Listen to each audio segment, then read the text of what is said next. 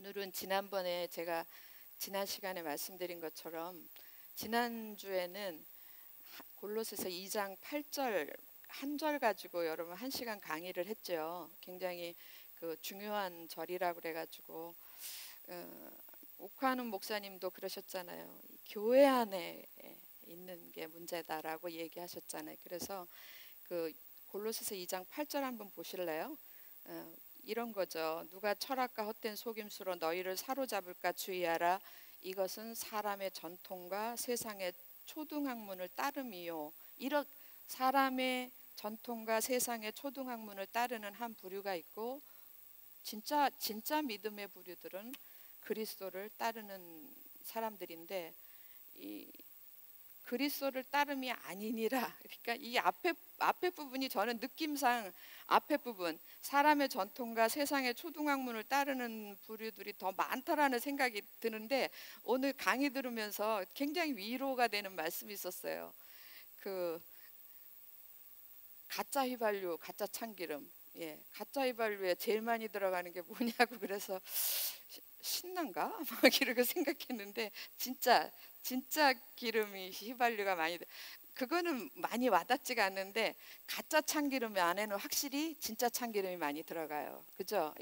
그러니까 우리가 분별을 못 하잖아요.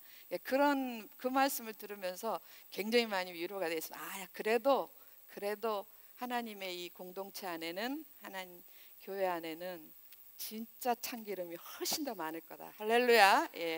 그런데 그 가짜 때문에 우리가 다 이렇게 흔들리고 또 병 들어가고, 그렇다면 깨어 있어야 된다, 그런 얘기죠. 그래서 이제 지난번에 지난 얘기한 게 두 가지 부류, 사람의 전통과 세상의 초등학문을 따르는 부류, 그 다음에 하나는 그리스도를 따르는 진짜 믿음의 부류, 이렇게 두 부류인데 그것에 대한 표지가 있다 그랬어요. 그래서 진짜 그리스도를 따르는 그런 사람들에게 표지가 세 가지로 이야기됐어요. 첫 번째 뭡니까? 그리스도의 할례. 할례. 또 하나의 표지는 그리스도의 침례. 그리고 또 하나, 마지막 한 가지는 그리스도의 몸. 너무 감사합니다. 착착 나와서 이 세 가지가 그리스도를 믿는 믿음. 우린 이걸 이렇게 쓰고 가로 열고, 우린 참 이렇게 쓰고 우리는 이렇게 읽죠. 참된 믿음. 진짜 믿음. 믿는 믿음의 사람들이 가지고 있는 세 가지 표시다 이랬어요. 표시. 근데 이 세 가지가 다 우리 눈에 보이지 않는 것들이에요.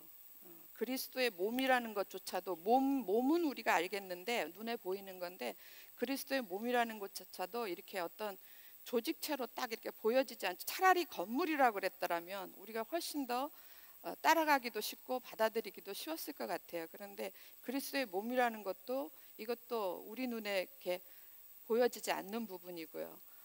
그리스도의 할례, 그리스도의 침례, 이거 다 마음에 있는 부분들입니다. 그래서 이런 것들이, 이 세 가지가 분명히 있어야지만 그리스도를 믿는 믿음의 사람이 되는 건데, 이건 다 사람들이 볼 때에 사람의 눈에 그렇게 바르게 드러나는 건 아니다라는 거예요. 그래서 오죽하면 할례도 마음의 할례라고 그러고, 또 여러분 침례라는 것도 우리가 받는 침례 식은 그건 그냥 한 가지의 식이에요.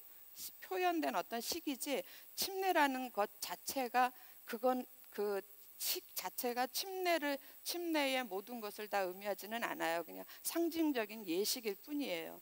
그리고 그리스도의 몸이라는 것도 마찬가지고요. 이래서 더 어려운 겁니다. 그래서 오늘 이 세 가지를 묶어가지고, 구가가 그리스도의 할례고, 십가가 그리스도의 침례고, 그다음에 11가가 그리스도의 몸인데, 세 가지라고 그래도 여러분 성경에 보면 그렇게 많지 않아요, 내용이. 그래서 골로새 2장 와보세요. 2장 펴놓으시면, 그리스도의 할례는 2장 9절에서부터 11절, 몇 절이 안 됩니다. 그리고 이어서 나오는 게 12절부터 15절까지가 그리스도의 침례에 대해서 이야기하고, 뒷부분 이제 16절부터 마지막 23절까지가 그리스도의 몸에 대해서 많은 부분을 할애해서 설명을 합니다.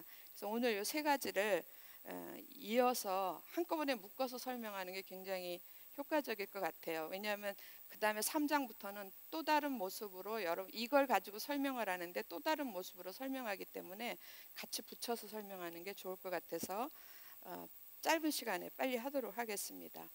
여러분 이제 공과 국어책 국어를 펴세요. 그리스도의 할례. 그리스도의 할례 이러고 그 9절에서부터 11절 돼 있죠, 그죠? 예, 그래서 9절에서부터 11절까지 일단 우리가 성경을 한번 읽어보도록 하겠습니다. 시작.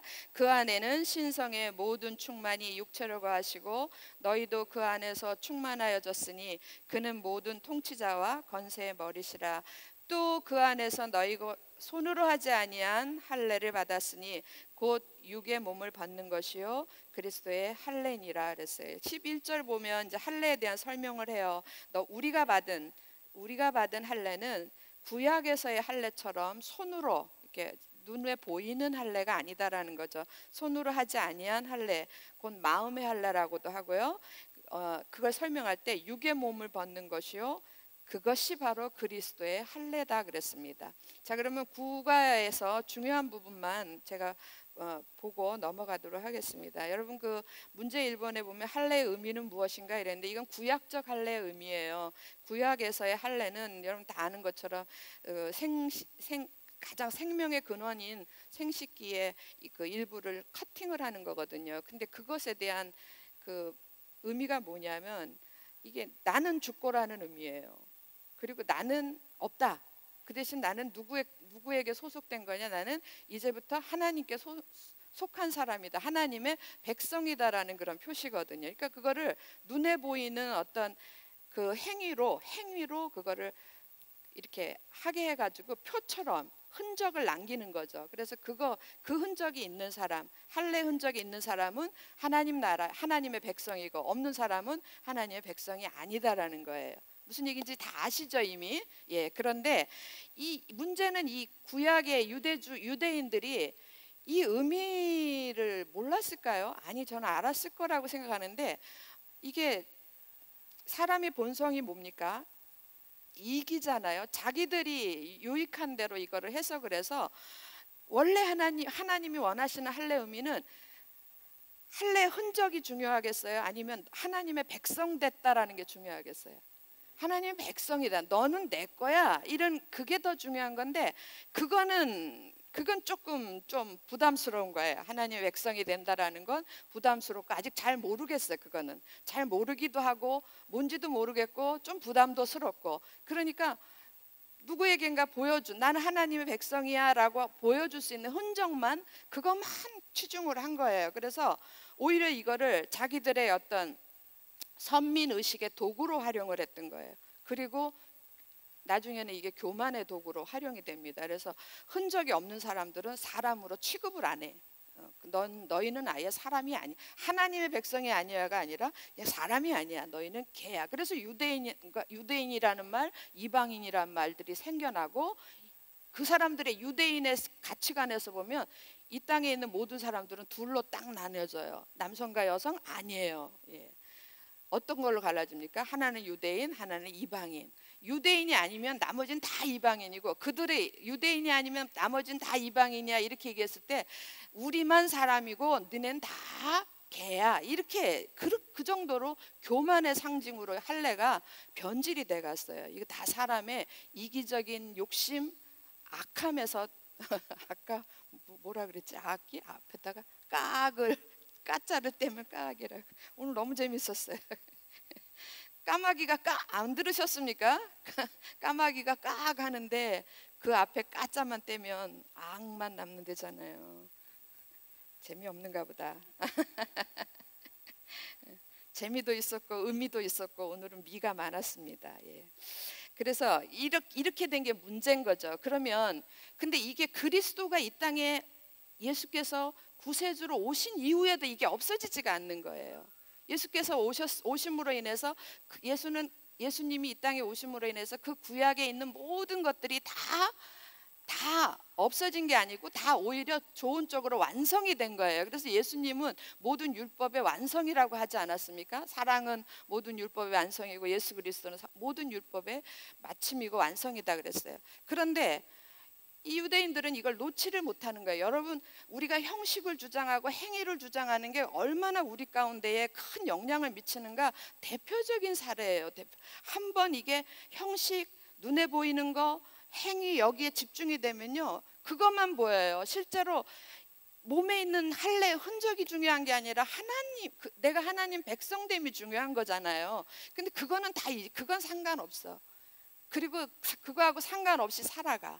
그러나 그 행위, 흔적은 너무 귀한 거예요. 보여주고 싶어서, 자랑하고 싶어서.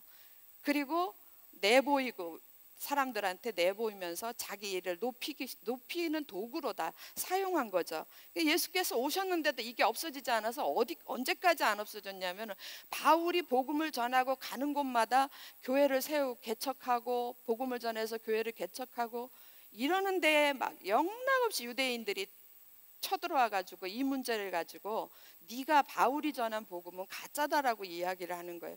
그 정도로 핍박도 방해도 이런 것들이 심했어요. 그러니까 자꾸 진리가 침해를 받는 거예요. 그러니까 사도 바울은 자기가 이 쓴 서신서에 이걸 얘기 안 할 수가 없어요. 여러분, 정말 중요한 것은 우리가 많이 들었지만 하나님이 주시는 것이 중요합니까? 하나님 자신이 중요합니까? 그렇죠. 그러니까 우리가 어떤 이런 흔적, 표시 이런 것보다 더 중요한 거는 그거는 하나님, 그분이 더 중요하다라는 걸 잊지 말아야 돼요. 그래서 그런 면에서 아마 그리스도의 할례나 그리스도의 침례나 그리스도의 몸은 정말 믿음의 눈 아니고 믿음의 마음이 아닌 사람에게는 있지도 않고 보이지도 않는 게 이런 것들이라고 생각합니다. 그래서 그리스도를 믿는 믿음의 세 가지 표시인 이 할례, 침례, 몸, 이 부분은요, 정말로 그리스도를 믿는 자가 아니면 깨닫지도 못하고 보이지도 못하고 판단하지도 못하는 그런 정말 신비의 진리며 축복의 도구인 줄 믿습니다. 그래서 이거 어떻게 해야지 알지? 저 사람이 어떻게 그리스도의 할례 받은 사람인 줄 알지? 저 사람이 어떻게 그리스도의 침례 받은 사람인지 알지? 그렇게 알려고 하지 마세요. 내가 그리스도의 할례 받은 자라면 상대방도 그리스도의 할례 받았는지 안 받았는지 그냥 자연적으로 알아지는 것들이에요. 누구에 의해서? 우리 안에 계신 성령에 의해서 이게 다 분별이 되는 것들이에요. 믿으십니까? 예. 그래서 제가 정말 오늘 그 이단 세미나 했는데, 이단 저는 늘 그렇게 가르치잖아요. 저는 이단에 대해서 잘 몰라요. 아까 무슨 표를 하나 줬는데 너무 골치가 아파. 뭐 신천지 구구단? 이걸 언제 다 외워요? 예. 그런데 저는 늘 한 가지 붙잡고 사는 게 그겁니다. 그 이단도 계속 진화하는 거 아시죠? 예. 근데 제가 위조 지폐를 많이 설명을 해요. 위조 지폐도 계속 진화하는 거 아시잖아요. 시대마다 우리가 화폐를 바꾸면 거기에 따라서 또 진화해서 또 새로운 게 나오고. 한 번 위조 지폐가 무엇이다. 아, 위조 지폐 이거 위조 지폐에는 500가지의 문제가 있어. 500가지만 알면 돼. 그래가 500가지를 열심히 알았다고 쳐보세요. 근데 시대가 지나고 나면 또 위조 지폐는 또 달라져요. 그러니까 언제든지 잘못된 것을 우리가 알려고 하지 말고, 정말 위조 지폐 감별의 최고의 방법은 진폐를 아는 거라고 그랬잖아요. 이거는 제가 얘기하는 게 아니라 그쪽에서 전문가들이 하는 거예요. 위조 지폐 감별법에 그냥 딱 한 가지는 진폐를 계속 공부하는 거래요. 진폐를 만지고 진폐를 보고. 그러니까 그냥 착 보면 알아. 착 보면 알고, 착 만지면 알고, 막 섞어놔도 알고. 그분들한 눈에는 뭐만 보입니까? 진폐만 보이는 거예요. 그러니까 진폐가 아닌 건 다 뭐예요? 다 위조 지폐죠. 우리가 이단을 대하는 것도 동일하다고 생각해요. 사도 바울이 목소리를 높여가지고 복음을 전한 이유도 그런 것 같고요. 아까 이 오카눈 목사님 막 소리쳐서 말씀하시는 것도 우리가 복음을 제대로 알면, 진짜 복음을 알면 나머지는 뭐든지 분별할 수 있고 거기에 빠지지도 않을 것이다 라는 내용이죠. 믿으십니까? 예. 그래서 오늘 이 강의도 의미가 있기를 바랍니다. 그래서 구약에는 이런 것들이었는데, 그러면 각설하고 나머지는 여러분들이 공부하시고 문제 5번으로 와보세요. 국어 문제 5번. 문제 5번 찾으셨습니까? 이제 문제가 뭡니까? 그러면 그리스도의 할례는 어떤 의미인가? 구약에서의 이런 잘못된 할례의 의미 말고, 그러면 오늘날 주님께서 이 땅에 오시고 우리는 모두가 그리스도의 할례를 받은 사람들인데 그리스도의 진짜 의미는 무엇일까? 그거를 배우면 될 거 아니에요. 진패를 배우듯이. 그 의미가 뭐냐 하면 거기 예외로 들었던 우리 믿음의 선배들이 다 나오네요. 야곱, 모세, 여호수아, 바울. 여러분 다 이분들 그 거기 나오는 성경 구절을 찾아보면요, 한 가지 하나, 딱 하나예요. 다 네가 선 곳은 거룩한 곳이야.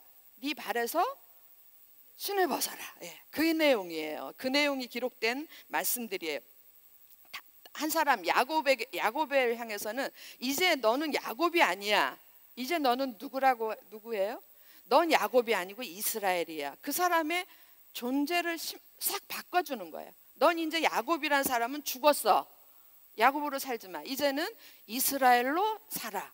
그런 내용이거든요. 그리고 모세나 여호수아나 바울을 통해서 주신 말씀들은 다 네가 선 곳은 거룩한 곳이니, 결국 무슨 얘기입니까? 너는 하나님께 속한 사람이니 네 발에서 신을 벗어라 이거예요. 지난번에 그 설교 때 들었지만 성전 안에서 신을 벗고 다니는 사람 누굽니까? 제사장이 신을 벗어요. 예. 하나님을 섬기고 하나님께 수종들고 하나님의 명령에 따라 하나님의 말씀에 따라 사는 사람들, 그 사람들은 발에서 신을 신지 않아요. 그러니까 발에서 신만 벗으면 될 거 아니에요. 그럼 발에서 신을 벗는다라는 게 무슨 의미인가? 그것을 목사님께서 그 밑에 공과의 맨 아래 부분, 사람들은 찾으셨나요? 예, 사람들은 하나님 앞에서 내가 하나님이 날 어떻게 쓰실까 이렇게 생각할 때 이렇게 생각한다는 거죠. 사람들은 자신이 어떤 일을 할 수 있는 사람인가, 자신의 능력을 먼저 생각하지만 하나님이 거기 그 다음부터 줄구면서 같이 한번 읽어볼까요? 하나님이 시작. 하나님이 쓰신 사람들의 공통점은 자아가 교체된 사람들이다. 곧 이게 자기 발에서 신을 벗은 맨발의 사람들이다. 자기 발에서 신을 벗었다는 얘기는 맨발이 됐다는 얘기잖아요. 그 얘기는 자아가 교체됐다. 이제 내가 사는 게 아니고 내 안에 누군가가 사시는 거예요. 누군가 사십니까? 예, 그리스도께서 사시는 거죠. 그게 그리스도의 할례의 의미라는 거예요. 그러니까 저는 이거 너무 은혜가 된 거예요. 우리는요, 하나님 제가 뭘 할 수 있겠습니까? 하나님 보시기에 할 수 있는 쓸만한 게 없이 있으면 하나님 저를 써주세요. 아주 겸손하게 이렇게 기도하지 않습니까? 저는 이렇게 기도하고 스스로 기도 잘하고 있어, 겸손하게 그렇게 생각한 적이 굉장히 많아요. 그런데 하나님은요, 제가 그렇게 기도할 때 하나님은 네가 뭘 할 수 있는가 아무 중요하지 않아. 일은 누가 하세요? 그렇죠. 일은 하나님께서 다 하세요. 그런데 하나님이 어떤 사람을 원하세요? 그런데 하나님은 우리가 필요해. 그럼 어떤 사람을 원하시겠어요? 나한테 완전히 속해 한 사람. 내가 하나님 저한테 뭐 쓸만한 게 있으면 써주세요. 여러분. 예, 하나님 그러실 것 같아. 예, 내가 너의 주인이기는 하니, 내가 너 안에 갈 만은 한가? 들어가서 너 안에서 내가 네 삶을 대신 살아줄 만한가? 이런 걸 먼저 보실 거라고요. 그러니까 하나님은 아까 우리 정 목사님 뭐 얼굴 얘기도 하시고 노래 얘기도 하시고 이거 다 내가 뭘 할 수 있나 이런 부분들 아니에요? 그런데 하나님 그런 거 아무 소용없어요. 단지 네가 내 자녀니? 네가 나한테 왔니? 네가 나한테 속해 있니? 내 안에 들어와 있니? 예. 여러분은 뭐라고 대답하시겠습니까? 예, 그렇게 대답하면 하나님도 그들 중에 들어가 있는 거예요. 그래서 하나님이, 제가 만약에 하나님 앞에 예 하고 대답을 했다면 하나님께서 내 안에 들어와서 내 인생에 나를 마음껏 쓰시는 거죠. 예. 근데 쓰시는데 내 능력으로 쓰시겠어요? 아니요. 하나님이 주시는 은혜와 하나님이 주시는 능력으로 내 인생을 하나님이 쓰시고 싶으신 대로 쓰실 것이다. 할렐루야. 이게 하나님하고 우리하고 생각이 다른 거예요. 우리는 하나님 내가 뭘 가지고 있는지 내가 어떤 사람인지 이 부분에 자꾸 자기에게 주목을 하는데, 하나님 그런 거 아무 소용없고 그냥 너만 있으면, 너면 돼. 너가 가진 거 아무것도 필요 없어. 다 있어. 이게 하나님의 충만이라고 얘기하잖아. 다 있다. 나한테로 오면 다 있다. 그냥 단지 너만 오면 돼. 너만 오면 돼. 그래서 그 부르심에, 그걸 부르심이라고도 하는데, 그 부르심에 응답한 사람들을 그리스도의 할례 받은 사람들이라. 무슨 얘기인지 아시겠어요? 이해되셨습니까? 예, 어려운 얘기가 아니에요. 이게 첫 단계예요. 이게 굉장히 중요한 거고. 그런데 여러분, 자기 발에서 하나님, 이 신을 벗는다라는 건 나는 자기가 벗는 거예요. 하나님이, 이게 정말 중요하다. 하나님이 우리의 신을 하나님의 손으로 벗기지 않으세요. 내가 신은 신은 내가 벗는 거예요. 그런데 이게 신이 잘 안 벗겨져요. 그러니까 자기를 부인하는 거거든요. 하나님, 저는 아무것도 아니에요. 하나님께 내 인생 다 드리고 하나님 마음대로 쓰세요. 이제 저는 없고 하나님만, 저 안에 하나님밖에 안 계십니다.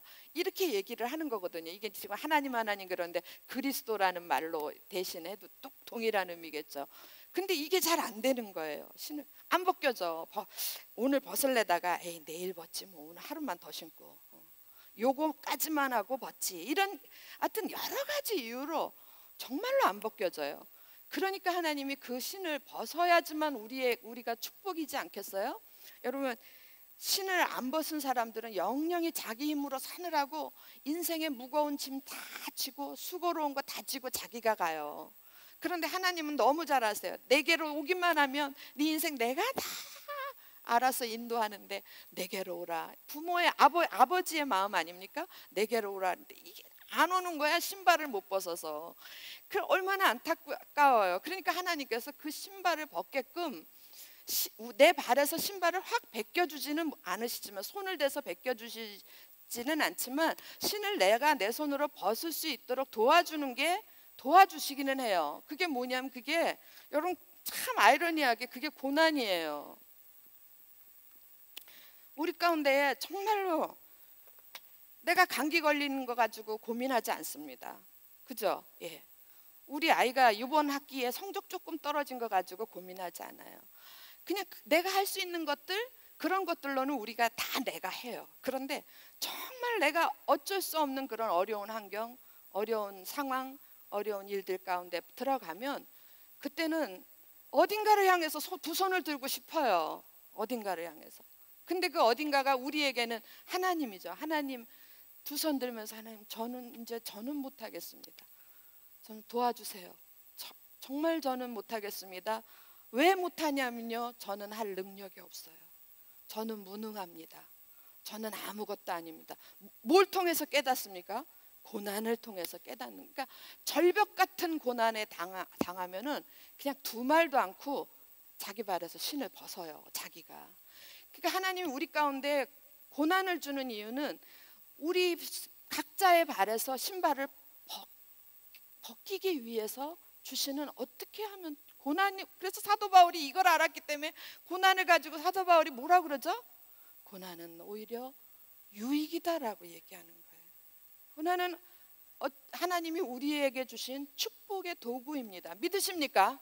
네, 우리를 어렵게 하고자 함이 아니라 우리를 좋게 하려고, 우리에게 하나님께로 우리를 끌어들이고 나면요, 여기도 있어요. 여기 문제 8번에 있는데, 궁극적인 우리에게 할례를 주신 궁극적인 목적은 네 인생 네가 살지 말고 내게로 와라, 다 내 안에 들어와라 하시는 가장 큰 궁극적인 목적은, 하나님께로 들어오면, 여러분 지금 한번 상상을 해보세요. 하나님께로 들어왔어요. 신발 벗고 들어왔어요. 그랬더니 여기는 다 하나님이네.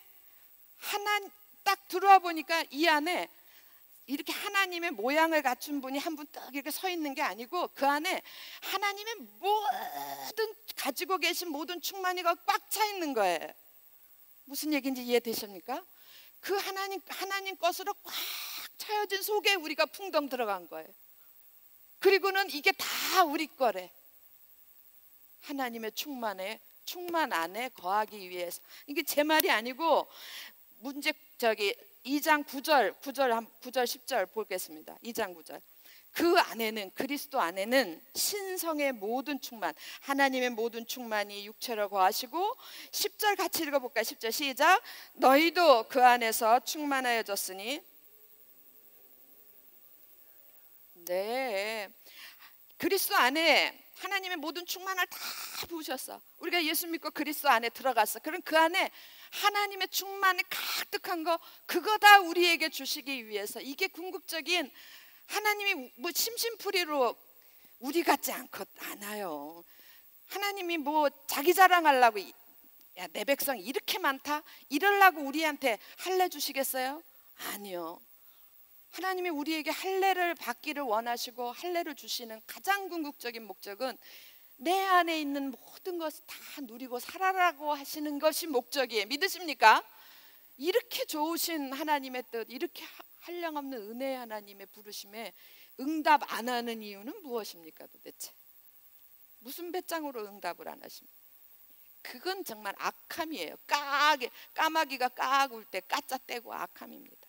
진짜 하나님의 이런 마음을 여러분들과 제가 진작에 알았다면, 지금이라도 알았다면 빨리 발에서 신을 벗고 나는 아닙니다, 나는 하나님 것입니다 라고 그 안에 풍덩 들어가는 게 맞습니다. 이게 첫 번째 그리스도의 할례예요. 할례 9가 끝냈어요. 문제 8번까지 끝내버렸습니다.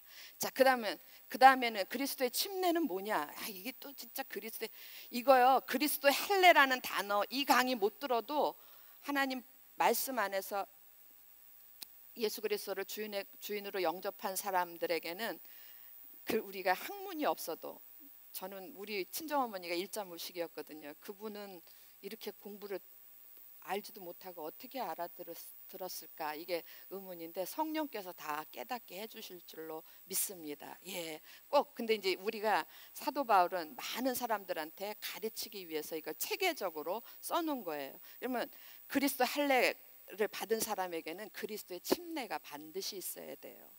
그리고 반드시 있을 수밖에 없어요. 여러분 들어보면 그리스도의 침례, 저는 이거를 그리스도의 할례를 이렇게 제 나름대로 그리스도의 할례, 나의 주인은 누구인가, 나는 누구인가, 그런데 더 구체적으로 주인은 누구인가, 나의 주인은 누구인가, 나인가 아니면 그리스도인가, 예, 나인가 그리스도인가를 결정하는 게 그리스도의 할례라고 생각해요. 그래서 나인 사람은 할례 받지 못한 사람, 그리스도인 사람은 할례가 있는 사람. 어디에 할례가 있어요? 할례, 예, 마음의 할례가 이미 있는 사람이에요. 믿으십니까? 예, 이런 사람에게는 두 번째로 그리스도의 침례가 반드시 있을 수밖에 없어요. 있을 수밖에. 침례라는 것은 무엇인가? 자, 거기 제 10과 바로 위에 제일 먼저 나오는 설명 보시겠습니다. 그리스도의 할례가 나와 그리스도 두 주인의 대립과 갈등에서 나는 죽고 그리스도가 사는 사람이 되는 그거, 그러니까 그걸 또 다른 말로 표현하면 자기는 죽고 자기가 자기가 죽고 그리스도를 믿는 믿음이었다면, 그리스도의 침례는 여러분 죄와 하나님 두 왕국의 절대자에 대해서, 죄에 대해 죽은 자, 하나님께 대해 산 자의 자아를 확립하는 믿음을 가르치고 있다. 이런 거죠. 이게 설명부터 하고 이걸 읽을 걸 그랬네. 자, 그리스도의 할례 받은 사람, 이제 나는 없습니다. 나는 죽었습니다. 내가 사는 것은 그리스도로 삽니다. 나의 주인은 그리스도십니다. 여기까지 인정하시죠? 예, 그렇다면 그렇게 그리스도의 할례를 받았어. 내 마음에 할례가 있어. 그런데 지금 사는 세상은, 내가 이렇게 고백을 하고 이렇게 믿음의 확정을 하고 하나님 앞에 섰는데, 내가 지금 살고 있는 것은 이 세상 가운데 살고 있단 말이에요. 무슨 얘기인지 아시겠어요?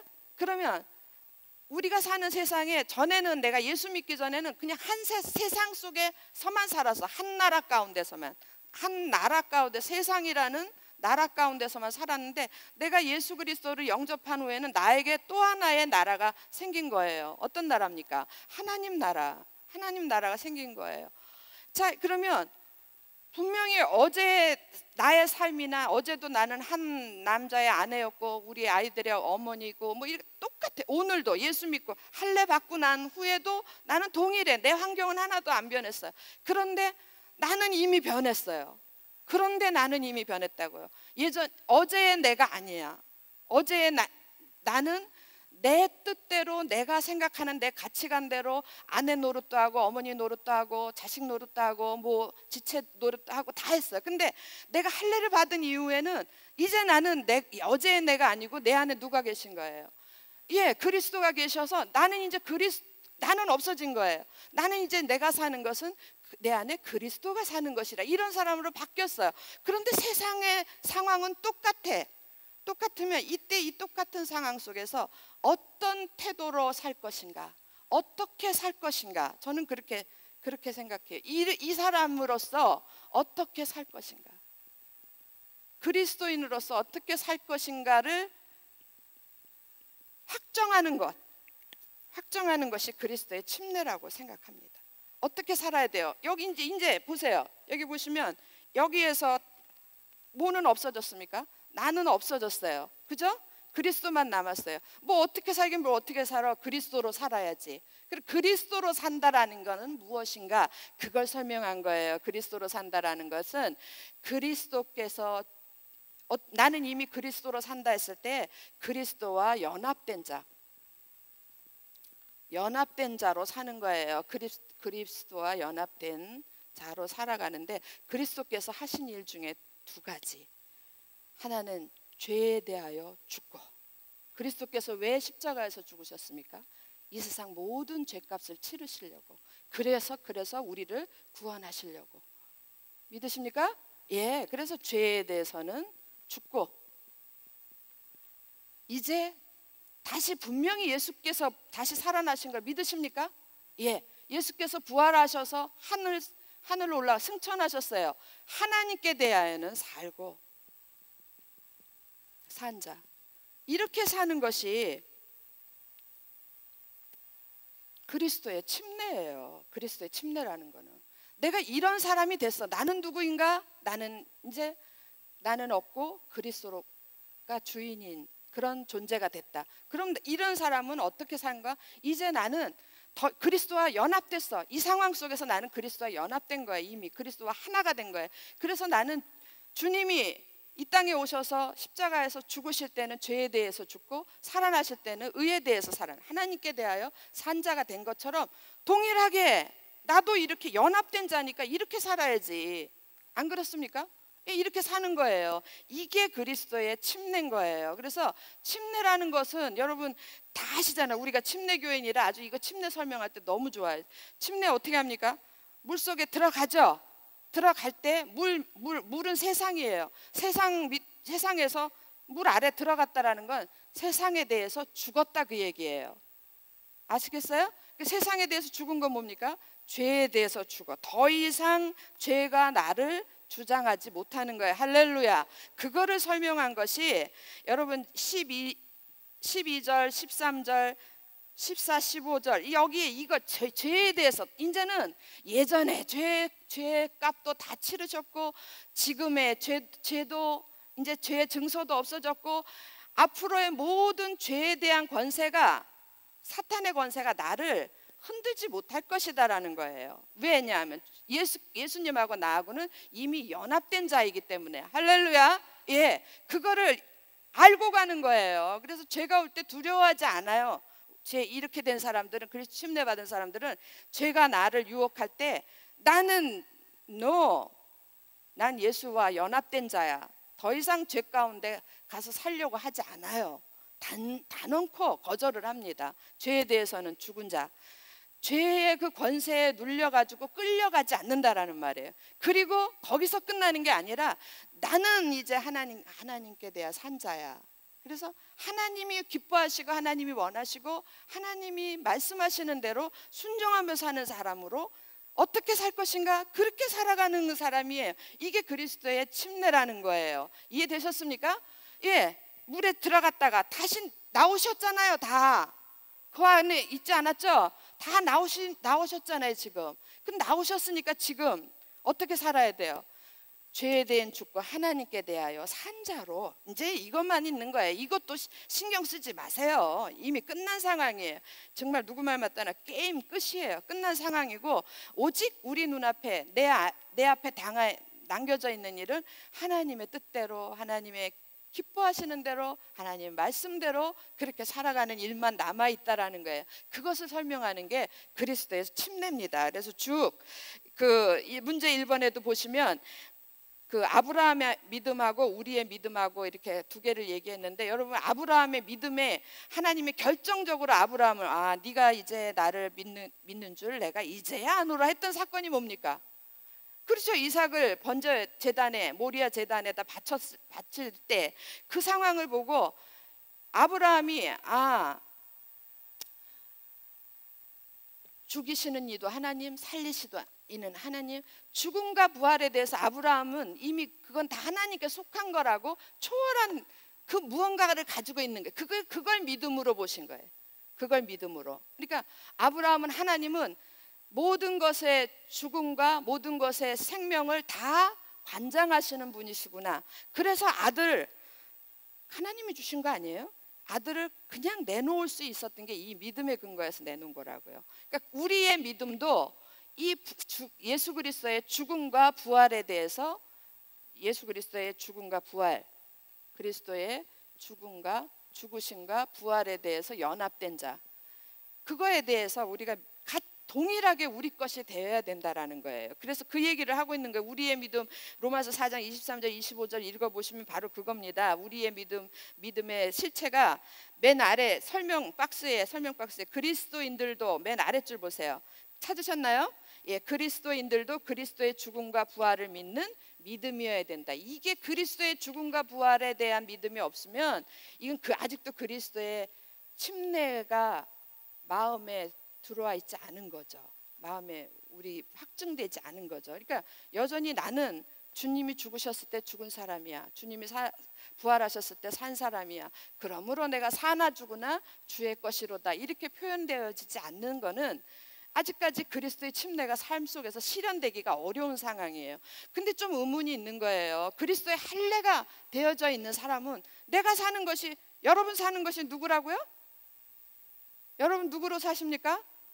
그렇다면요, 그리스도로 사신다며요. 그렇다면 당연히 주님이 죽으신, 죄에 대해 죽은 것처럼 나도 죄에 대해 죽고, 주님이 하나님께 대해서 산 것처럼 나도 하나님께 대해서만 살고, 이게 당연해야 되는데 왜 그리스도의 할례는 나는 이런 사람이 됐습니다라고 얘기를 할 수 있으면서 그리스도의 침례로 죄에 대해 죽은 자, 하나님께 대한 산 자가 되는 것에 대해서는 아직도 뭔가 불편하십니까?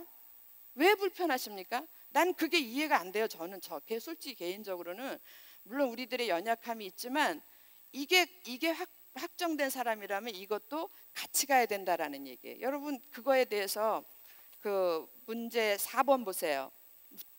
쭉 내려오셔가지고 문제 4번. 문제 4번 찾으셨나요? 예. 거기 문제가 뭐죠? 그리스도의 침례와 그리스도의 할례는 어떻게 연결되는가? 그리고 그 해당 구절을 준 게 뭐예요? 갈라디아서 2장 20절이에요. 갈라디아서 2장 20절 아시잖아요. 내가 그리스도와 함께 십자가에 못 박혔으니 이제는 내가 산 것이 아니라 내 안에 그리스도. 이거 확정됐죠? 이거죠, 그죠? 확정됐죠? 그런데 그 다음에 나오는 게 뭐예요? 똑같은 내용이 반복이 돼요. 이제 내가 육체 가운데 사는 것은 어떻게 살아야 돼요? 육체 가운데 나를 사랑하사 나를 위하여 자기 자신을 버리신 하나님의 아들을 믿는 믿음 안에서 사는 것이다. 갈라디아서 2장 20절 안에 그리스도의 할례, 그리스도의 침례가 들어가 있는데 이것이 여기까지는 요거고 여기까지는 요거고 이렇게 얘기할 수 있는 겁니까? 아니요. 저는 그렇게, 이것이 돼 있는 사람이라면 이렇게 살아갈 거라는 거예요. 그리스도의 할례가 확정된 사람이라면 그리스도의 침례로 살아갈 수 있다. 맞습니까? 뒤집어서 그리스도의 침례로 살아가는 사람은 이미 그리스도의 할례를 받은 사람이다. 맞죠? 이거는 뒤섞여져 이렇게 하나가 돼 있는 거예요. 이거는 그리스도 할례, 그리스도의 침례는 물론 이것이 앞에 나와서 이것이 먼저이겠지만, 그러나 이거는 어떤 것이 더 중요하고 안 중요하고 아니라 그냥 당연히 그런 거예요. 내가 우리 어머니의 자녀로 태어났으면 우리 부모를 공경하는 거 당연한 것처럼, 그렇게 당연한 진리의 말씀이에요. 그냥 같이 섞여져 있는 거예요. 이해되셨어요? 저는 이게 아주 신의 한 수라고 생각합니다. 그 밑에 한번 설명이 안 되는 분들을 위해서 그 밑에 설명을 제가 잠깐 읽겠습니다. 그리스도의 침례가, 문제 4번의 설명이에요. 그리스도의 침례가 인간을 지배하는 두 세계와 두 주인에 대한 죽음과 부활이라니까, 죄와 하나님, 두 주인에 대한 죽음과 부활이라면 그리스도 할례는 자기 자신에 대한 죽음이다. 그래서 죄에 대하여 죽은 자, 하나님께 대하여 산 자는, 이거는 이제 그리스도의 침례죠. 죄에 대하여 죽은 자, 하나님께 어떻게 사느냐, 이거는 나는 죽고 그리스도가 사시는 그리스도의 할례죠. 나는 죽고 그리스도가, 내가 이렇게 얘기하니까 헷갈려 하신다. 나는 죽고 그리스도가 사시는 새로운 인류를 만들어낸다. 그러니까 새로운 인류로 성장하게 하는 거야. 이렇게 되는 거죠. 이렇게 그리스도의 할례가 그리스도의 침례를 가져오고, 그리스도의 침례로 살아가고, 그리스도의 침례로 살아가면 그리스도의 할례가 더 견고해지고, 그리스도의 할례가 더 견고한 사람은 더 그리스도의 침례로 살아갈 수 있고 성장돼 가는 거예요. 아시겠어요? 이제 이해가 되셨습니까? 그런 얘기죠. 자, 그래서 두 개 했어요. 10가까지 하고 마지막에 설명드릴 게 그리스도의 몸입니다. 뜬금없이 왜 그리스도의 몸인가? 여러분, 이 그리스도의 할례나 그리스도의 침례는 다 우리 개인 속에서 일어나는 거예요. 내 속에서, 그죠? 이 각자의 개인 속에서 일어나는 거예요. 자, 100번도 더 얘기하는 건데, 하나님께서 나를 구원하셔서 이쪽으로 하나님 나라로 옮겨주셨어요. 그래서 하나님 자녀 삼으셨어요. 나를 구원하셔서 건져내셨어요. 그것이 답니까? 그것이 다가 아니라고 그랬어요. 하나님은 건져낸 자들의 나라를 만드시는 게 하나님 뜻이라고 그랬어요. 그죠? 이게 하나님 소원이라고 그랬어요. 생각나십니까?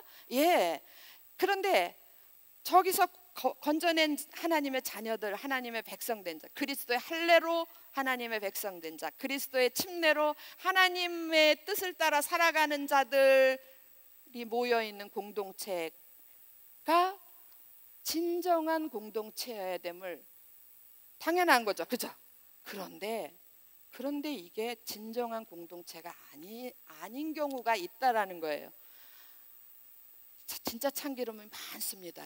저는 오늘 아주 부정적인 마음을 많이 떨쳐내요. 진짜 참기름이 훨씬 많은데, 근데 문제는 그 진짜 참기름 속에 가짜 참기름이 조금만 들어가도 그 참기름은 진짜일까요, 가짜일까요?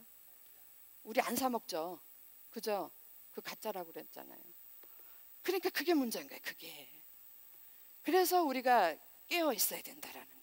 그리고 그 가짜 참기름이 진짜 참기름이 나를 자꾸 변질시켜. 그래서 이게 문제인 거예요. 이게 참기름이 쏙 들어오네, 휘발유보다. 우리 아줌마인가 봐요. 그래, 쏙 들어오네.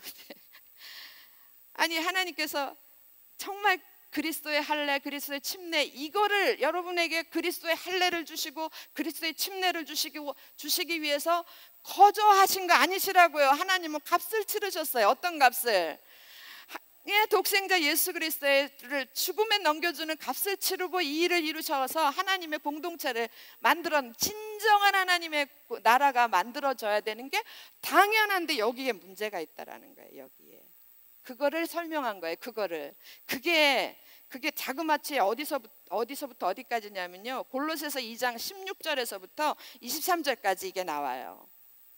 몸은 몸인데 몸에 좀 이상한 것들이 섞여져 있는 거예요. 그런데 목사님은 이거를 이해하기 좋게 다른 표현을, 조 목사님 책 많이 읽으시잖아요. 다른 표현을 이제 쓰시는 겁니다. 자, 11가 오셨습니까? 11가 오셨어요? 거기 보면 2장 16절에서부터 23절입니다. 중간쯤 보면 한나 W 스미스 이렇게 돼 있죠. 이분이 쓴 그 책에서 이제 속박의 종교, 자유의 종교 이런 표현이 나와요. 그래서 이분은 신앙의 형태를, 그러니까 우리 공동체를 보면서 신앙의 형태를 둘로 나눠요. 속박의 종교, 자유의 종교. 그렇게 나누는데 그것에 대해서 설명을 합니다. 거기 찾으셨습니까? 예. 그래서 신앙의 형태를 속박과 자유의 종교로 분류했다. 그다음에 속박의 종교는 그다음 뭐라고 쓰셨어요? 이거는 조 목사님 쓴 게 아니고 그 한나 스미스 이분이 쓰신 거예요. 항상 자기를 높여. 근데 이 자기가 누구냐면, 자기의 괴수가 누구냐면 종교 지도자들이에요. 이게 참 무서운 거예요. 아까도 얘기했잖아요. 누구 신천지의 우두머리는 누굽니까? 이만희. 예. 종교 지도자들의 하여튼 희한한 것 때문에 이게 내려서 물 배는 거예요. 물이 흘러가지고 거기에 속한 사람들도 다 자기를 높이는 것이 이렇게 이제 습관화가 되는 거죠. 물드는 거죠. 예. 그래서 항상 자기를 높이고, 그 자기를 높이다라는 표현을 이렇게 설명합니다. 내가 얼마큼 노력하고, 내가 얼마큼 나의 투쟁, 나의 신실성, 나 얼마나 노력하는 사람이야, 나 얼마나 열심히 있는 사람이야, 나 얼마나 괜찮은 사람, 이걸 보이려고 노력을 하는 거예요. 외식 지난번에 설명했죠. 외식, 사람들한테 보이려고 하는. 그런데 거기에는 다 뒤에 그림자가 있어요. 그림자 뒤에 배우의 그림자가 있는데, 어떤 종교 지도자의 한 사람일 수도 있고 무리일 수도 있어요. 요즘은 집단적인 무리가 굉장히 많아요. 이제 어떤 거라고 얘기는 안 하겠는데, 어떤 이단 집단의 그 리더가 언젠간 죽잖아요. 돌아가셨어요. 예. 죽었다 그러면 그 사람들이 나한테 돌멩이 던질까봐 돌아가셨어. 그런데 그 집단이 안 없어져요. 어떻게 됐을까요? 김일성 이후에 김정일, 김정일 이후에 김정은이 이렇게 세습했을까요? 아니요. 그 밑에 있었던 그 다음 차기 지도자들이 그룹으로 그 그룹을 이끌어가는 이단도 봤어요. 저는 더 강력해졌어요. 그래서 한 사람이 할 때보다 더 강력해졌어요. 그리고 이제 신천지에서 뭐가 나왔다고요? 새천지? 그런 것처럼 이제 거기서 이제 이렇게 또 나가겠죠. 이렇게 집단화되면, 이 지도자 그룹이 집단화가 되면 정말 더 무서워져요. 그런 부분도 일도 있습니다. 자, 그래서 속박의 종교는 그런 거고, 그러니까 속박이라는 것은 사람들이 사람을 속박하는 거예요. 그리고 결국은 자기가 자기를 속박하는 거예요. 이렇게 되는 거고, 그다음에 자유의 종교는 찾으셨어요? 거기 보면 자신에게는, 같이 한번 읽어봅시다. 시작. 자신에게는 아무런 자랑거리가 없으며 모두 그리스도께서 이루시고 그리스도만이 할 수 있는 일이라고 고백한다. 예. 그래서 자랑도 그리스도로 자랑하고, 모든 일의 중심이 그리스도예요. 중심이자 처음이자 마지막이 다 그리스도인 종교. 우리로 말하면 머리이신 그리스도, 그분 안에 우리는 그분의 몸. 예, 머리부터 발끝까지 다 그리스도, 주님이 통치하시는, 그래서 주님 홀로 영광 받으시는 우리는 그런 나라를 추구하잖아요. 이게 참된 믿음의 종교, 그리스도의 몸을 추구하는 거예요. 예.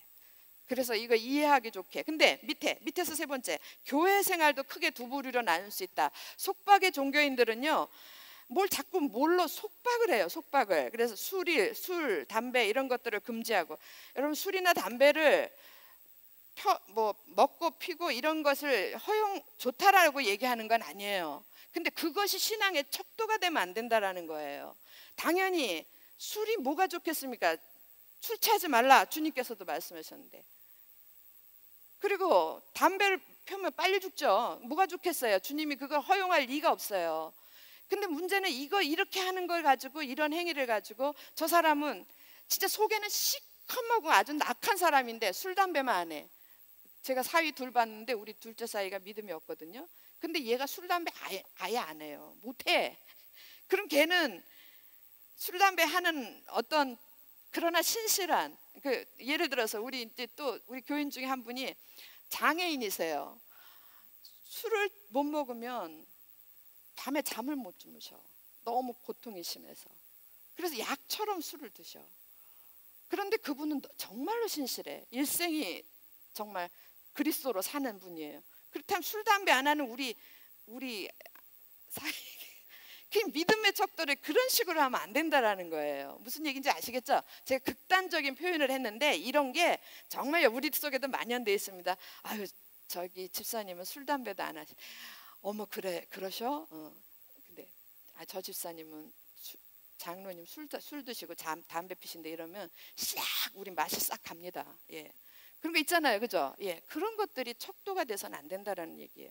이해되셨죠? 이거 쓸데없는 얘기인 줄 알면서도 하도 이게 만연이 돼 있어가지고 해요. 그 다음에 교회 봉사를 많이 하고 적게 하고, 직분이 높고 낮고, 그 다음에 뭐 이런 남들이 안 가지고 있는, 흔히 가지고 있지 않은 예언이나 신유나 뭐 이런 은사를 가지고 있으면서 그게 계급화가 되는 이런 거를 가지고 있으면, 은사를 가지고 있으면 그분은 높임을 받는 거예요. 높임을 받고, 예, 나는 부엌에서 일하는 은사밖에 없거든요. 그러면 그냥 스스로도 스스로 낮아지고 또 모든 이들이 또 이렇게 낮게 봐요. 예, 그런 것들이 이게 속박의 종교예요. 속박의 종교의 모습이라는 거예요. 그 결과물이에요. 그 다음에 그리스도의 자유의 종교인들은 그리스도의 몸인 교회의 지체로 주님을 섬기는 거예요. 여러분, 이게 이따가 제가 설명드리겠지만 일단 결론적으로 말씀을 드릴게요. 근데 이 속박의 종교에 대해서 이 2장에서 세 가지 형태로 얘기를 하고 있어요. 첫 번째가 뭐냐, 문제 1번에 첫 번째 형태가 2장 16절 한번 같이 읽어볼까요? 시작. 그러므로 먹고 마시는 것과 절기나 초하루나 안식일을 이유로 누구든지 너희를 비판하지 못하게 하라. 이게 비판을 하는 게 문제. 그러니까 이게 보세요. 먹고 마시는 거, 절기, 초하루, 뭐 안식일, 뭐 이런 거 지키는 거, 예, 지키고 안 지키고, 주일날 안 나왔어? 어머, 장로님이 내가 주일날 예배도 안 드려? 그분이 주일날 정말 피치 못할 사정이 있는 걸 뭐 어떻게 하시겠어요? 예, 그럴 수도 있잖아요. 근데 그걸로 정죄를 하는 거야. 비판하는 거예요. 이런 것들, 이게 다 어디에서 오는 거냐면 형식주의 종교예요. 이거를 형식주의라고 그래.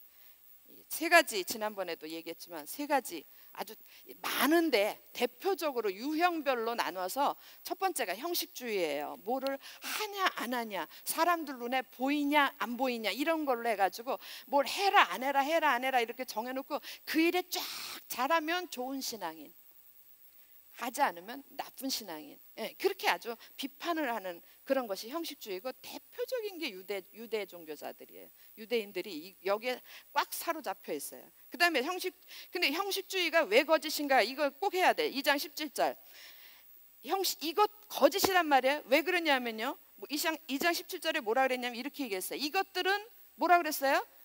장래일의 그림자이다. 이게 무슨 표현이냐면요, 그거는 앞으로 그러니까 믿음 생활 하다 보면 그리스도의 할례가 돼 있고 그리스도의 침례가 돼 있고, 그렇게 그 안에서 그렇게 살다 보면 그냥 저절로 되어지는 거예요. 그리스도의 할례 받은 자, 그리스도의 침례로 사는 자가 어떻게 안식일을 안 지키겠습니까? 그죠? 어떻게 사람들이 나쁘게 인식하는, 교회 다니면서, 우리 한국 문화는 그렇잖아요. 교회 다니면서 술 먹으면 세상 사람들이 손가락질 하잖아요. 그거 싫어서 안 하는 거예요. 그거는 앞으로 되어질, 그러니까 신실하게 믿음으로 사는 자들이 그렇게 살아가는 일들이다 이거예요. 그러니까 그림자라고 그랬어요. 이건 정말 그림자, 그냥 내가 있으면 그림자는 있잖아요. 예? 당연히 따라오는 일들이라고. 이해되셨습니까? 내가 그리스도의 할례나 그리스도의 침례로 살면 이런 것들은, 아니 어떻게 절기를 안 지키냐고요. 부활절 그다음에 추수감사절 이런 거 교회에서 절기로만 당연히 지키지. 11조 당연히 하죠.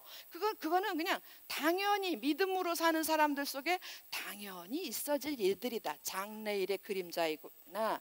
그런데 몸이라는 건 그런 게 아니다. 몸은 주님의 것이다. 예. 이런 걸로 몸을 비판하고 이러면 안 된다, 그런 얘기예요. 이해되셨어요? 예. 그리고 이제 문제 3번으로 오면 속박의 종교의 두 번째 형태가 나와요. 그게 2장 18절입니다. 18절, 아무도 꾸며낸 겸손과 천사 숭배를 이유로 너희를 뭐 하지 못하게 하라? 정죄하지 못하게 하라 그랬어요. 정죄하지 못하게 하라. 왜? 그가 그 본 것에 의지하여 그 육신의 생각을 따라 헛되이 과장하고. 저도 왕년에 좀 해봤는데 진짜 이제 과장이 저절로 되더라고요. 예. 그리고 옆에서 부추겨주면 정말 자꾸 뻥뻥뻥뻥 튀겨지더라고요. 그러니까 이건 그 진짜 그 본 곳에 의지하고 거기에 육신의 생각이 들어가고 이제 나중에는 성령의 역사로 그런 체험을 했는데 그 체험이 나중에는 자기가 인위적으로 하는 것에 들어가요. 그걸로 변질이 돼요. 모르겠어요. 다른 분들은 어쩔지 모르지만 저는 그렇게 돼버리더라고요. 자기도 모르게 목이 이렇게 고다지고, 예, 그래서 이제 그런 얘기는 안 해야 되겠습니다. 예. 그래서 두 번째 형태는 이거를 신비주의, 체험주의. 체험. 자기가 이제 체험을 해. 체험하면 그 다음에 이게 이제 신비주의에 빠지는 거예요. 그래서 다른 사람들도 다 끌어들이는데 신비의 경험을 하고 체험을 한 사람들은 다른 사람들을 절대로 동등하게 안 봐요. 이해 안 되면 여러분들도 체험해 보시기 바랍니다. 체험하고 그 신비의 경험을 한 사람들은 속으로 다 그런 게 생겨요. 교만이. 나만 하나님이 사랑하는 것 같고 나에게만 주시는 은혜 같아요. 너 이거 해봤어? 그리고 그 사람이 뭐라 그러면 그것도 못 해본 게 이러고 이상하게 수평적 관계에서 깨져버려요. 이게 수평적 관계. 이게 그리스도의 몸은 수평적 관계인데 이게 깨져버려요. 그래서 이게 문제예요. 그래서 육신의 생각을 따라 헛되이 가장하고, 근데 이거 집에 가서 꼭 읽어보세요. 그 밑에 설명한 거. 일부 목회자들은 강도들 이렇게 얘기하시면 되겠습니까? 당신도 목회자이면서. 이건 정말 세 번째 줄 볼까요? 제가 잠깐만 읽어볼게요. 일부 목회자들은 강도되다 교인들의 상급을 강탈한다. 그러니까 교인들이 하나님께 헌신해서 얻을 상급을 자기에게 헌신하게 하면서 그걸 강탈하는 거예요. 그러니까 주님께 대한 충성을 자기에게 바치게 한다. 이를 위해 자신을 영적 중보자로 가장한다. 담임 목사님 위에 담임 목사님한테 기도받으면 기도빨이 더 좋으시죠? 예? 그 영적 중보 그걸 즐기시는 거예요. 그래가지고 자꾸 그렇게 몰아가요. 영적 중보자로 가장한다. 신비주의, 체험주의, 나아가서 이게 지도자 숭배주의, 목회자 숭배주의로 나가요. 그런데 이게 시대마다 있었고 한국 교회는 지금 또 이게 돌아가고 하면서 지금 또 여기에 빠져 있다라고 얘기해요. 그리고 일부 목회자들은 그 밑에 보면요. 일부 목회자들은 이게 2000년 역사를 두고 계속 내려오는 거예요. 교회사에 보면 이 일부 목회자들은 교인들에게 열광적 광신을 이끌어낸다. 특별 계시를 주장하고 교인들의 숭배를 이끌어내기 위해 거짓으로 자신을 과대 포장하기도 한다. 맨 마지막에 같이 한번 읽어봅시다. 시작. 탐욕과 교만에 빠진 목사들의 특권주의가 교회를 심각하게 파괴하고 있다. 제일 이 다음에 그런 얘기하죠. 주님이 다시 오셔서 다 심판대 했을 때 제일 먼저 주의 종들이 제일 먼저 심판받고 제일 안 좋은 데 갈 거라는 얘기 하시는 분들 많아요. 그러니까 이런 것들이죠. 이런 거. 그러니까 본인도 모르게 이렇게 되는 경우도 있고 어떤 분들은 알면서도 이렇게 하는 분들도 있고 또 이렇게 만들어가는 성도들 때문에 이렇게 만들어지기도 하고 정말로 문제가 한두 가지가 아니에요. 그러니까 목회자들이 왜 이렇게 되냐면 성도들이 그렇게 만들어가는 부분도 상당히 있어요. 성도들이 그렇게 목회자를 숭배하는 부분도 상당히 있습니다. 여러분 뭐 뉴스에도 나왔으니까 실명을 거론해도 되겠지만 새벽 기도로 유명한 교회에 문제된 거 아시죠? 그 교회 성도를 인터뷰를 했어요. 당신네 교회가 지금 당신네 목회자가 이런 문제가 있는데 어떻게 생각하냐 그랬더니 아주 정확하게 얘기를 하더래요. 인터뷰에서 우리는 하나님의 뜻이 하나님의 말씀이 어떤 건지 상관하지 않는다. 우리는 우리 목사님의 뜻이 중요하다. 어디까지 가는 줄 아시겠죠? 예?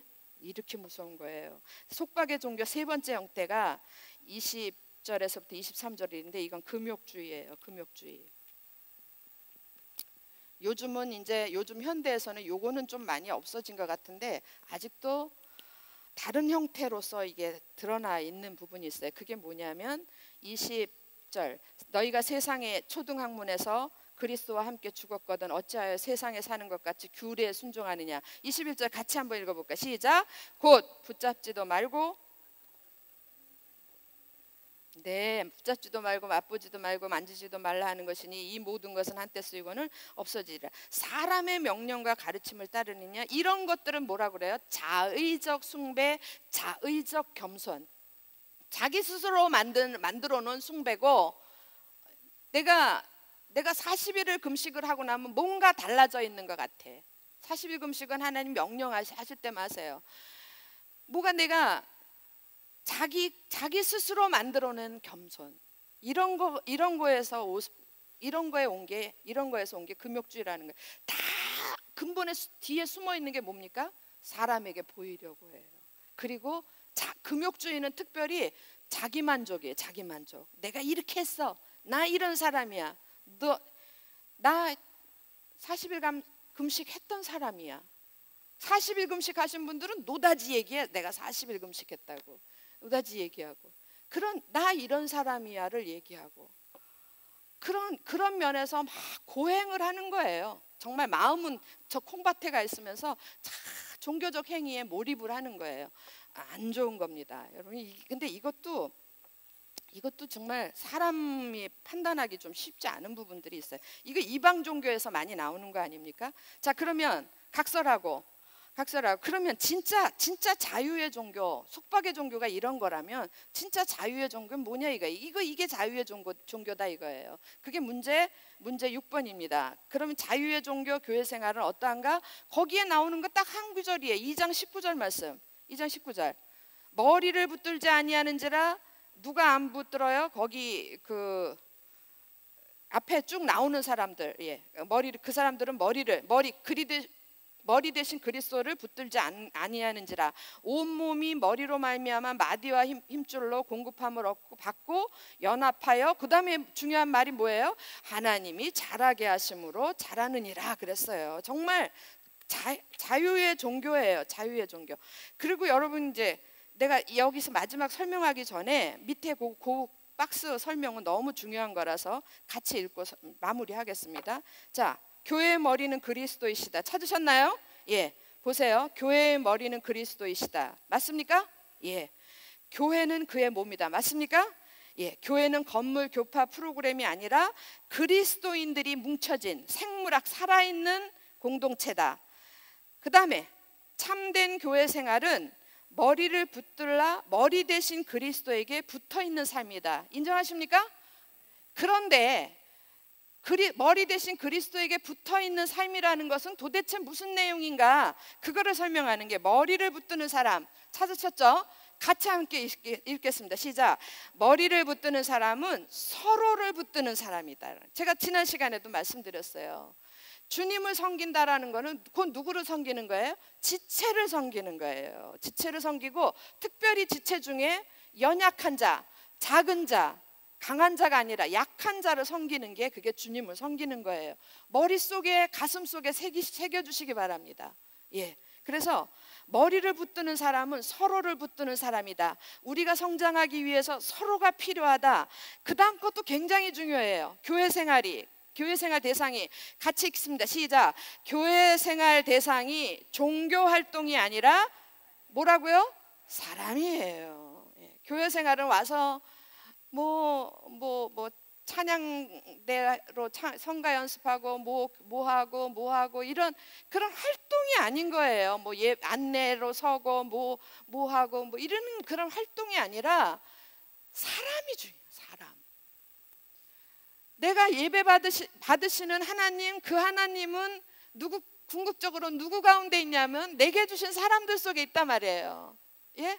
근데 한번 우리가 하나님을 향해서 예배를 드리는데, 하나님 받으시옵소서 이 예배하면서 내가 양옆에 사람들한테 서로 원수가 되어서 있고, 서로 상처를 주는 자가 되어서 있고, 서로 무관한 자가 되어서 있다면 그건 하나님이 받으시는 예배가 아닌 거예요. 왜냐하면 내가 예배드리는 대상인 하나님은 바로 우리 가운데 나를 제외한 내 주변에 다 그분께 들어와 있기 때문에 그분들을 무시하고 그분들을 생각하지 않고 그분들을 섬기지 않는 그런 예배는 그건 죽은 예배예요.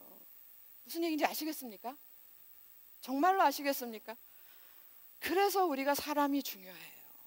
정말 하나님이 기뻐하시는 예배는 그렇잖아요. 하나님이 기뻐해. 오늘 예배 드리러 오다가 어떤 사람이 문 밖에서, 그 예수님도 그랬잖아요. 손 마른 사람 안식일에 손 고쳐주고, 어떤 사람이 정말 고통 중에 있고, 그것이 또 우리 더더군다나 우리 지체야. 그럼 그 사람을 돕는 게 더 중요하겠어. 여기 들어와서 11시 예배, 대예배, 우린 대예배라고 그래. 대예배 드리는 게 더 중요하겠어요? 하나님 어떤 걸 기뻐하시겠어요? 그럼요. 그게 곧 나를 섬기는 것이다라고 얘기해요. 그런데 이제 그런 걸 핑계로 해가지고 나는 어디 놀러 가면서 고르반 이러면 안 되는 거지. 그건 또 하나님이 다 아시잖아요. 얼마나 아셨으면 너희가 고르반하는 게 잘못된 것이다라고 이야기하시잖아요. 아유, 얼마나 악한지 별의별 걸 다 이용한다니까요. 우리가 그러면 안 된다라는 거예요. 그래서 오늘 제가 이 세 가지를, 그리스도를 믿는 믿음의 세 가지 표시, 그리스도 할례, 그리스도의 침례, 그리스도의 모험 이랬는데, 여러분 왜 이게 세 가지일까? 하나님 복음, 하나님의 뜻부터 얘기하겠습니다. 하나님의 뜻은 하나님께서 두 기둥이 있다 그랬어요. 하나는 하나님의 자녀들, 하나는 하나님의 나라. 그래서 하나님의 모든 사람을 하나님의 자녀 삼아서 하나님의 나라를 이루는 게 이게 하나님의 뜻이에요. 이 하나님의 뜻은 곧 뭐라고 그랬어요? 똑같이 이거는 복음이에요. 이게 우리 입장에서 보면 복음이라고 그랬어요. 내가 사망에 처해 있던, 죽을 수밖에 없는 내가 하나님의 자녀가 된 거 복음. 내가 하나님의 나라, 하나님의 충만 안에 거하여서 하나님의 나라를 상속받는 거 복음. 다 복음이죠. 예, 그래서 복음이에요. 그런데 이 복음의 두 기둥, 하나님 뜻, 하나님 복음, 이 두 개의 기둥이 지금 얘기한 것처럼 하나는 하나님의 자녀, 또 하나는 하나님의 나라예요. 하나님의 자녀, 하나님의 나라, 어떤 하나님의 자녀가 되어야 되겠습니까? 진짜 하나님의 자녀가 되라 이거예요. 참된 하나님의 자녀가 되라. 그러려면 뭐가 있어야 돼? 두 가지. 그리스도의 할례, 그리스도의, 이런 사람이 돼야 돼. 할례의 사람이 돼야 되고 침례의 사람으로 살아가야 되고, 예? 할례의 사람, 주님이 주인 되신 사람이 돼야 되고, 그리스도와 연합된, 죄에 대하여 죽고 하나님께 대해 산 자로 살아가야 되고, 죄와 상관없는 자로 살아가야 되고, 그 사람들이 진정한 하나님의 자녀다라는 거예요. 그럼 이게 요것만 하면 답니까? 하나님의 뜻은 어디까지가 하나님의 뜻이에요? 하나님의 나라를 이루는 것 때까지가 하나님 뜻 아니에요? 근데 그 하나님의 뜻인 하나님의 나라에도 문제가 생겼다 그러지 않아요? 이상하게 뭐가 섞여 있단 말이에요. 그래서 진짜 하나님의 나라가 되려면 뭐가 돼야 돼요? 그리스도의 몸을 이루어야 돼요. 그리스도의 몸을 이루는데 딱 한 가지 중요한 게, 키포인트가 뭐냐면 연합이에요. 연합, 하나됨. 아까 설명 못 드렸는데 이 형식주의, 체험주의, 신비주의 이런 모든 것들은요 다 수직적 관계가 수직적이고 계급적이에요. 잘 보세요. 뭐 난 신천지는 안 가봐서 모르는데 거긴 모르긴 모르지만 엄청난 계급이 있을 겁니다. 벌써 12지파 만든 거 보면 모르시겠습니까? 딱 그 안에서 다 계급이 있을 거예요. 이런 수직이에요. 수직적 모임인데, 여러분 정말 그리스도의 몸은 수평적 연합이에요. 수평적. 모든 사람은 주 안에서 평등하다, 동일해요. 아까도 얘기했죠. 인물 필요 없어요. 네가 가지고 있는 거 다 필요 없어. 너면 돼. 누구든지 너면 돼. 됐어요? 그리고 우리는 머리 대신 그리스도 안에서 이 개념을 다 한 줄로 섰어요. 다 이렇게 조직화된 거는 이건 사람이 만든 거예요. 하나님이 우리를 부르셨을 때는 여러분들이 자녀를 10명을 낳았다고 치면 이 10명을 다 조직으로 세웁니까? 이렇게 수직으로? 아니죠. 다 똑같이 똑같이 옆으로 세우는 거예요. 다 똑같이 세우는데 이게 사람 인간 세상에서 만들어져 가다 보니까 사람의 뭐 효율을 따지고 합리성을 따지고 이러다 보니까 사람의 생각들이 들어와서 이게 조직화되어 가는 거예요. 무슨 얘기인지 알겠죠? 그런 거예요. 근데 개념은 잃어버리지 말아야지. 우리는 모두가 그리스도 안에서 다 동일해. 공평하신 하나님. 예? 공평하신 하나님. 예. 나를 나 있는 그대로 공평하게 생각한다고요. 오늘 잔에서 말씀 전한 우리 이 대흥교회 담임 목사님이나 저기 있는 어린아이나 하나님은요, 하나님 안에 들어오면 다 공평하게 생각하는 거예요. 그 영혼의 가치나 이 영혼의 가치나 똑같단 말이에요. 똑같아요.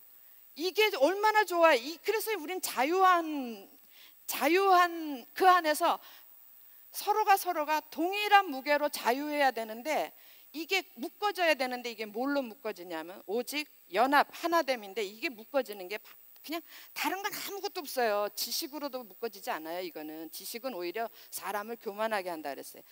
연합의 저거는 사랑으로 묶어지는 거예요. 사랑.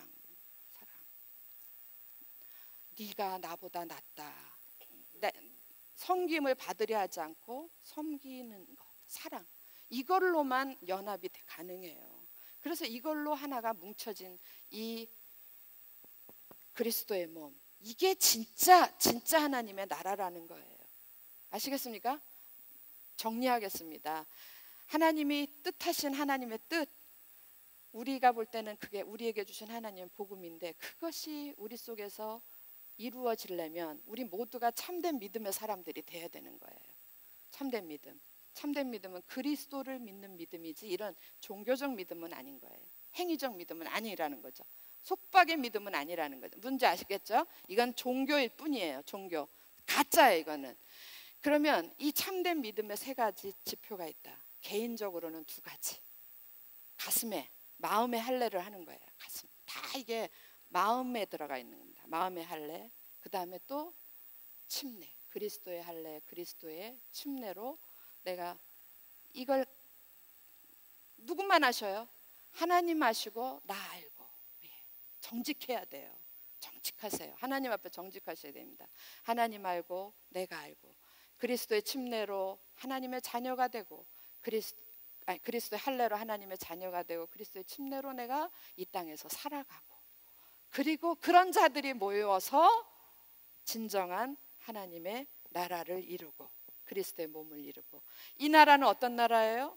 몽땅다 질서가 없는 것 같아요. 무질서하게 막 들어간 것 같지만 이 안에는 다 하나님이 사랑으로 섬겨주는 사랑의 연합으로 하나가 되는 분량대로 은사대로, 은사에 따라서 자기 자리 다 찾아가는 거예요. 이렇게 조직을 딱딱 누구 밑에 누구 밑에 누구 이렇게 두는 게 아니라 자기 자리를 딱 찾아가는 거예요. 발은 발의 자리 찾아가고, 눈은 눈의 자리 찾아가고, 눈의 자리에서, 코는 코의 자리에서, 손은 손의 자리, 각자가 자기 자리에서 자기 분량대로 최선을 다. 얼마나 아름답겠어요. 상상만 해도 아름답죠. 이게 온전한 하나님의 나라인 줄로 믿습니다. 정말 세 가지 표지가 여러분과 저 속에 평생토록 있기 바랍니다. 이거를 뺏으려고 하는, 이 길로 가지 못하게 하는 그런 것들이 악한 자의 괴계예요. 괴계. 지금도 날아다닌다 그랬잖아요. 우리를 뺏어가려고 날아다닌다고. 진짜 신천지는 무섭네. 기도 많이 해야 되고, 여러분들이 우리가 그래도 소망을 가집시다. 가짜 참기름 안에 진짜 참기름이 더 많다. 소망을 갖고 이제부터 가짜 참기름도 변하여 진짜 참기름이 될 수 있도록 우리가 기도하고 더 열심히 주께 헌신하는 저와 여러분이 되기를 주의 이름으로 기도합니다. 기도하겠습니다. 할렐루야. 사랑 많으신 아버지 하나님, 고맙습니다. 저희를 이렇게 예수 그리스도의 그 보혈의 은혜 가운데서 우리를 하나님의 자녀로 불러주시고 그리스도의 할례, 그리스도의 침례가 있는 자들로 변화되게 하여 주심을 감사드립니다. 아버지 하나님, 이제는 이 은혜가 하나님이 원하시는 진정한 하나님의 나라를 이루는 일에 온전히 쓰임받기를 원합니다. 우리 속에 진정한 그리스도의 몸이 이루어져서 정말 하나님도 기뻐하시고 우리 속에 하나님의 충만이 가득한 것들을 체험하며 살아갈 수 있는 하나님의 축복이 가득한 저희 모두가 되게 도와 주시옵소서. 아직도 이 은혜 밖에 있는 자들이 너무나 많습니다. 특별히 우리 교회 공동체, 대응 공동체 안에도 이 은혜 너머에 밖에 있는 자들이 너무 많습니다. 아버지 하나님, 그들을 위해서 우리가 기도하게 하시고 그들을 위해서 아버지 하나님 정말 사랑의 섬김으로 긍휼의 마음으로 다가가서 우리 모두가 다 같이 그 은혜 안에, 그 축복 안에 함께 거할 수 있도록 주님 도와 주시옵소서. 주께 모든 걸 의탁드리오며 고마우신 우리 주 예수 그리스도 이름으로 기도합니다. 아멘. 맞습니다.